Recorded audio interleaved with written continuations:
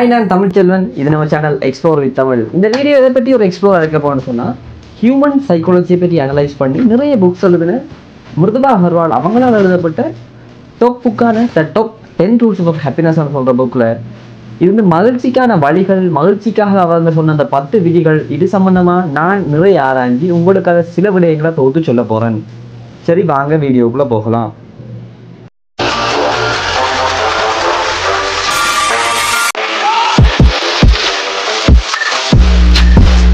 முதலாவது விதி என்ன சொன்னால், நல்ல எண்ணங்களை வளர்த்துக்கொள்ளணுமா.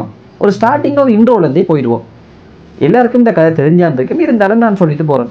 ஒரு அடர்ந்த காடு, அங்கே ஒரு ஆச்சிரமம் இருக்குது, நிறைய சீடர்கள், ஒரு குரு இருக்காரு. அப்போ குருட்ட போயிட்டு சடனாக ஒரு சீடன் கேட்கிறார், குருவே இந்த வாழ்க்கையில் மகிழ்ச்சியே இல்லை, எனக்கு நிம்மதியே இல்லை, நான் இந்த மகிழ்ச்சியை பெற்றுக்கொள்றதுக்கு என்ன செய்யணும்?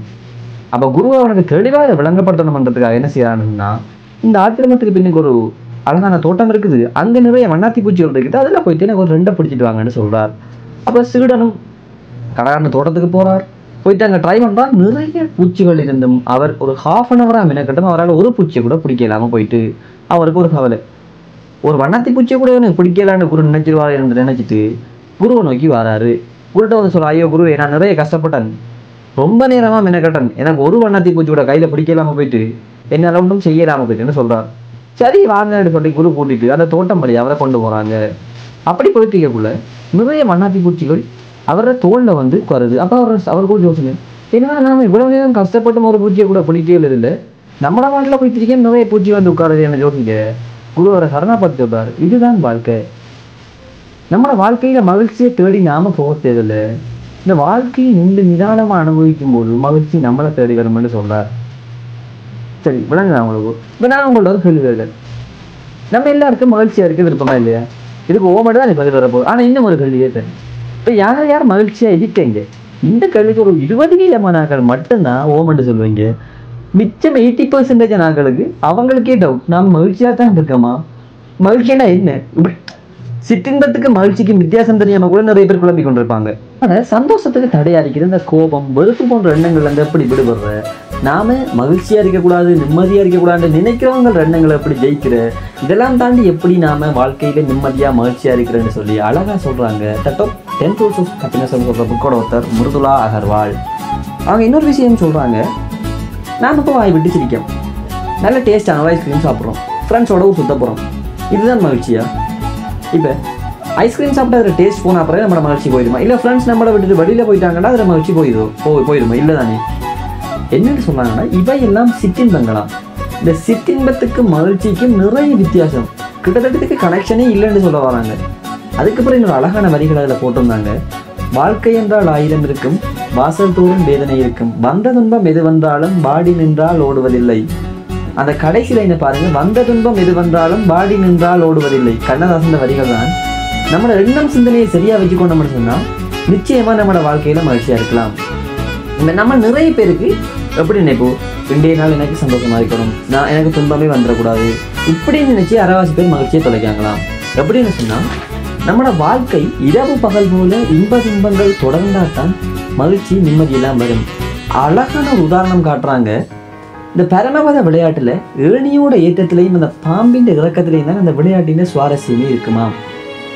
மற்ற இன்னொரு விஷயம் சொல்றாங்கன்னு சொன்னா, மகிழ்ச்சி மகிழ்ச்சி மகிழ்ச்சி, மனித வாழ்க்கையின் லட்சியமே மகிழ்ச்சி தானே, அப்படி இல்லையா? ஒரு சிலர் இந்த கடந்த காலங்களில் நடந்த நிகழ்வுகளை நினைச்சு கவலைப்படுறது, எதிர்காலத்தை நினைச்சு பயப்படுறது, இப்படி நினைச்சு கொண்டே நிகழ்காலத்துல நிம்மதி இல்லாம வாழ்றது, இப்படி 3 காலத்திலையும் ஒரு முட்டாள்தனமான வாழ்க்கையை வாழ்ந்து கொண்டிருக்காங்களாம். மற்ற என்ன சொல்றாங்கன்னா, வாழ்ற காலம் வந்து கொஞ்ச நாள் தான், அந்த காலங்களுக்குள்ள நாம நிம்மதியாகவும் மகிழ்ச்சியாகவும் வாழணுமா. இப்போ நாம எல்லாரும் என்ன நினைப்போம், பணம், பொருள், பதவி, புகழ் இதெல்லாம் தான் மகிழ்ச்சியை தருது நினைச்சோம்டா. உண்மையா இந்த பணம், பொருள், பதவி, புகழ் இதுக்கு மகிழ்ச்சிக்குமான தொடர்பு ஒரு கொஞ்சம் தானா? ரெண்டு இந்த புக்கோட ஒருத்தர் மிருதுளா அகர்வால் சொல்றாங்க. அதுக்கு அழகான லைன் ஒன்று சொல்றாங்க, பட்டாடையும் ஒருவருக்கு மகிழ்ச்சியை தரும், பருத்தி அடையும் ஒருவருக்கு மகிழ்ச்சியை தருமா. மகிழ்ச்சி வந்து எல்லாருக்கும் சாத்தியமானதான். மகிழ்ச்சியை தேடி நாம போக தேவையில்லை, தகுதியானவங்களை தேடி மகிழ்ச்சி வருமாம் என்று இந்த புக்கோட ஒருத்தர் அழகா சொல்றாங்க. அடுத்து இன்னொரு படியும் சொல்றாங்க, வந்து மகிழ்ச்சி வந்து நம்மளோட மனசுல இருந்துதான் உருவாகுதாம். அப்ப நாம எல்லாம் நினைக்கலாம், இப்போ 2 எண்ணங்கள் உணர்வுகளை நான் கட்டுப்படுத்தினேன்னு சொன்னா மகிழ்ச்சியா இருக்கலாமா? இப்போ நான் நினைக்க போறேன், நாம் எல்லாரும் நினைப்போமே, நாளை காலையில் எழும்பி நான் எண்ணங்கள் உணர்வுகளை கட்டுப்படுத்துறேன், நாளைக்கு ஃபுல் டே நான் மகிழ்ச்சியா இருக்க போறேன்னு நினைச்சா அது அவ்வளவு சாத்தியமான விடயம் இல்லையாம். ஏனென்று சொன்னால் எண்ணங்கள் உணர்வுகளை கட்டுப்படுத்துறது அவ்வளவு எளிதான விடயம் இல்லைன்னு அழகாக சொல்கிறாங்க மிருதுளா அகர்வால். மற்றது இன்னொரு விடயமும் சொல்கிறாங்க, இப்போ மகிழ்ச்சி, பணம், வீடு, பொருள் இதெல்லாம் இருந்தால் தான் மகிழ்ச்சியாக இருக்கணுமா? அப்போ நீங்கள் எல்லாரும் நம்ம எல்லாருக்குமே தெரிஞ்ச ஒரு விஷயம் சொல்கிறாங்க, இப்போ ஒரு பெரிய பணக்காரர் அவர்கிட்ட நிறைய சொத்து பதவியும் இருக்குன்னு வச்சுக்கொள்ளுங்களேன். அப்படிப்பட்டவங்களே சில நேரங்களில் மனக்குழப்பம், மனசில் நிம்மதி இல்லாமல் சூசைட் பண்ணுறாங்க. இதுலேருந்து நமக்கு தெளிவாக விளங்குது என்னென்னு சொன்னால், மகிழ்ச்சிக்கும் இந்த பணம், பொருள், பதவிக்கும் உண்மையாக தொடர்பு இல்லை. ஆனால் அவங்க சொல்லலை என்னென்னு சொன்னால், நீங்கள் உங்களோட வெற்றியை நோக்கி போகாதீங்க, உங்களோட பணம், புகழ், பதவி இது தேடாதீங்கன்னு சொல்ல வரல. அவங்க சொல்கிற விடயம் இதெல்லாம் இருந்தால் தான் மகிழ்ச்சி இருக்குமென்னு சொல்லலை. பட் இன்னொரு விடயம் சொல்கிறாங்க என்னென்னு சொன்னால், இப்போ எவ்வளவுதான் ஒரு ஆள்கிட்ட காசு இருந்தாலும் அவர் உள்ளுக்குள்ளே தோற்று விட்டதாக உணர்ந்தாருன்னா, மனசில் வெறுமையை உணர்ந்தாருன்னு சொன்னால், அதுக்கு பிறகு அவர் எவ்வளவு காசு சம்பாதிச்சாலும் சரி, என்ன பதவி அவர்கிட்ட போனாலும் சரி, அவரோட வாழ்க்கையில் நிம்மதி இருக்காதாம். மற்றது இன்னொரு விடயம் சொல்கிறாங்க, இப்போ சந்தோஷம்ன்றது சூழ்நிலைக்கேற்ப வேறுபடுமா? இப்போ நம்ம எல்லாத்தையும் கேட்டால் எனக்கு சந்தோஷம் ஏற்படுமான்னு கேட்டால், இப்போ என்ன விடங்களேன், நம்ம எல்லாரையும் பொதுவாக கேட்டோம்னா நல்ல வீடு, ஒரு கார் இருக்கணும், நிறைய காசு இருக்கணும், நல்லா ஊர் சுற்றணும்னு நினைப்போம். இப்போ இதே ஏதோ ஒரு ஸ்டூடெண்ட், ஒரு பள்ளி மாணவன்ட்ட கேட்போம், அவன் என்ன சொல்லுவான், எனக்கு நாளைக்கு லீவு, நாளை இன்னைக்கு லீவு இருந்தால் சந்தோஷமாக இருப்பேன், இல்லை வார டேர்ம் எக்ஸாமில் மார்க்ஸ் கூட வந்தால் சந்தோஷமாக இருப்பேன்னு சொல்லுவான். இப்போ இன்னொரு மிடில் கிளாஸ் ஒரு ஃபேமிலி மேன்ட்ட கேட்டோம்னா அவர் என்ன சொல்லுவார், எனக்கு ஒரு நல்ல வீடு, 3 நேரம் சாப்பாடு, ஒரு நிம்மதியான வாழ்க்கை. இதே இது ஒரு நேரம் சாப்பாடுக்கு கஷ்டப்பட்டு கொண்டிருக்கிற ஒரு பிச்சைக்காரனை கேட்டோம்னா அவர் என்ன சொல்லுவார், எனக்கு 3 நேரமும் வயிறார சாப்பாடு இருந்தால் போதும் என்று சொல்லுவார். சூழ்நிலைக்கேற்ப மகிழ்ச்சி வேறுபடுமா? மற்றது இன்னொருடையும் சொல்கிறாங்க, அந்த சந்தர்ப்ப சூழ்நிலைக்கேற்ப நம்மளை மாற்றிக்கொள்ள தெரிஞ்சால் மகிழ்ச்சி நம்மளை தேடி வருமா என்று இந்த புக்கோட ஒருத்தர் மிருதுளா அகர்வால் அழகாக சொல்கிறாங்க. மற்றது அவங்க சொல்கிற விடயம் என்னென்னு சொன்னால், இன்னொரு முக்கியமான விஷயம் சொல்கிறாங்க, இப்போ காரணமே இல்லாமல் நம்மள நிறைய பேர் ஒரு மகிழ்ச்சி இல்லாத ஃபீலுக்குள்ளே போயிருக்கோமா இல்லையா? ஏன் சந்தோஷமாக இல்லைன்னு விளங்காது, ஒரு கவலை ஏன் அப்படி இருக்குது ரெண்டு அழகான புக்கில் எழுதியிருக்காங்க. இதுக்கான காரணம் என்னென்னு சொன்னால், அவங்க சொல்கிற விடயம், நம்ம சந்தோஷப்படுறதை விட நம்மளை கவலைப்படுத்துறது கட்டும் லேசாம். என்னென்னு சொன்னால், எவ்வளோ பெரிய பணக்காரனாக இருந்தாலும் இப்போ அவர் காலையில் ஆஃபீஸுக்கு போக லேட் ஆகிட்டு, அங்கே ஆஃபீஸில் அவர் எம்டி கொஞ்சம் குரலை உயர்த்தி பேசிட்டார், அண்டே நாள் ஃபுல்லாக டென்ஷன். இப்போ அன்றைக்கு காலமே பிரேக்ஃபாஸ்ட் நல்லா இல்லை, ஜஸ்ட் ஒரு சின்ன விஷயம் பிரேக்ஃபாஸ்ட் நல்லா இல்லைன்றதுக்காக அவரோட நாளே அப்செட்டாக போகும். வீட்டை யாரோடைய சண்டை பிடிப்பார், ஒய்ஃபு பேசுவார், என்ன சொல்லுவார், இப்போ ஏன் இந்த பிரேக்ஃபாஸ்ட்டு டேஸ்ட்டாக சண்டைகள் சண்டை பிடிப்பார் அப்படின்னு சொன்னால் அவர் அன்றைய நாளே வேஸ்ட்டாக போகுதான். என்ன சொல்ல வராங்கன்னு சொன்னால், இந்த அற்பத்தனமான விடயங்கள், இந்த சின்ன சின்ன விடயங்களால் வர கவலையை அதை கணக்கே எடுக்க வேணாம், அதை கண்டுக்க கூடாதுன்னு சொல்கிறார். இப்போ எவ்வளவோ பெரிய விடயங்களை நாம் எதிர்த்திருப்போம், அதை எதிர்த்து ஃபேஸ் பண்ணி அதை சரி பண்ணியிருப்போம். ஆனால் இந்த சின்ன விடயங்களை நம்ம அதை கண்டுகொள்றதால நம்மளோட மகிழ்ச்சி இல்லாமல் போதும்னு ஒரு விடயம் சொல்கிறார். அதுக்கு இன்னொரு காரணமும் சொல்கிறார், என்ன சொன்னால், நம்மளோட வாழ்க்கையில் மிஸ் பண்ண தருணங்களை நம்ம நினச்சி பார்க்குறது. இப்போ எப்படின்னு சொன்னால், இப்போ நாம் எல்லோரும் வேலை செஞ்சோம் இல்லையா, நம்ம பிடிச்ச தொழிலை தான் செய்வோம் இல்லை, பிடிச்ச படிப்பை தான் படிப்போம்னும் இல்லை.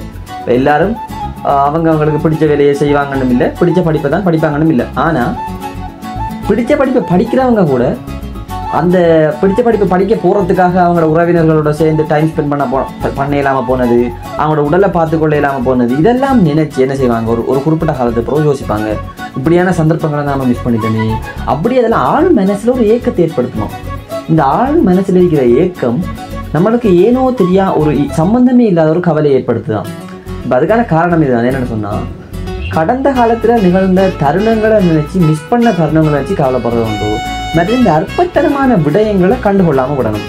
இது ரெண்டையும் தவிர்த்தோம்னு சொன்னாலே நாம் நம்மளோட வாழ்க்கையில் அந்த ஏனென்றே தெரியாமல் கவலைப்படுறதுக்கான சான்ஸ் வராதாம். இன்னொரு விடயம் சொல்கிறாங்க என்னென்னு சொன்னால், எடிசன் ஒரு விஞ்ஞானி சொல்கிறார், உண்மையான மகிழ்ச்சி தனிப்பட்டதாம், அதை வெளிக்காட்ட வேண்டிய அவசியம் யாருக்கும் இல்லையா. அழகாக இந்த புக்கோட இன்னொரு விடயம் சொல்கிறாங்க, மகிழ்ச்சியாக இல்லாதவங்க என்ன செய்வாங்கன்னு சொன்னால், தன்னை வெளிக்காட்டிக்க முற்படுவாங்களாம். நான் சந்தோஷமாக இருக்கேன், எப்படி சொல்கிறது, சிரிப்பாங்க, நல்லா சிரிப்பாங்க. அதுக்காக இப்போ சிரிக்கிறது பிள்ளைன்ட்டு சொல்ல வரல.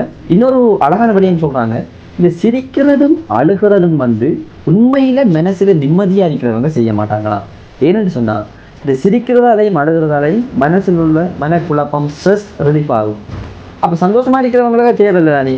இப்போ சந்தோஷமாக இல்லாதவங்க தான் என்ன செய்கிற, தங்களை வெளிக்காட்ட முற்படுவாங்க, நல்லா சிரிப்பாங்க, அப்படி இப்படி செய்வாங்க. ஆனால் இது கூட இல்லை, இது ஓகே தான். ஆனால் இது ஒரு லெவலை தாண்டி போகக்குள்ள அது பிரச்சனையாக மாறும்ண்டு ஹியூமன் சைக்காலஜி பற்றி அனலைஸ் பண்ண மிருதுளா அகர்வால் சொல்கிறாங்க. மற்றதாக சொல்கிற விடயம் என்னென்னு சொன்னால், happiness is the harvest of the eye. உண்மையான சந்தோஷம் நம்மளோட கண்ணோட்டத்தோடு தொடர்புடையதான். மற்றது அமைதியான உலகு. மற்ற இன்னொருடையும் சொல்கிறாங்க சொன்னால், ஒரு சரியான உணவை நாம் சமைக்கணும்னு தரமான பொருட்கள் சேர்ந்து அந்த சரியான உணவை தயார்படுத்துகிற மாதிரி நல்ல சிந்தனைகள், நல்ல எண்ணங்கள், மற்றவர்களை உதவி செய்வது, இப்படியான நல்ல சிந்தனைகளை சேர்த்துக்கொண்டோம்டா மகிழ்ச்சி நம்மளை தேடி வருமா. நான் இப்போ கருதிய விடயங்கள்லாம் இந்த புக்கில் உள்ள ஃபர்ஸ்ட் ரூலை பற்றியது. அதிலிருந்து சில உதாரணங்களையும் நான் கஷ்டப்பட்டு தொகுத்து இந்த பாருங்கள் 2-3 ஆண்டு எழுதி எடுத்து ஒரு மாதிரியாக சொன்னேன். நான் இப்போ நான் அடுத்தடுத்த விதிகளையும் நிச்சயமாக சொல்லுவேன்.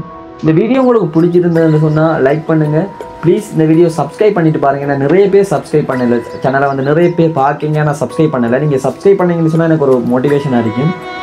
இப்படி இந்த வீடியோட பார்ட் 2 பார்ட் 3 நிறைய ஒரு பிளான் பண்ணி வச்சுருக்கேன். ஏன்னா அந்த புக்கை நான் வாசித்தது, அதுலேருந்து நிறைய ப்ரிப்பேர் பண்ணியிருக்கு. எல்லாத்தையும் உங்களோட ஷேர் பண்ணணும்னு நினைக்கிறேன். தேங்க்யூ. மீண்டும் சந்திப்போம். உங்கள் எக்ஸ்ப்ளோர் வித் தமிழ்.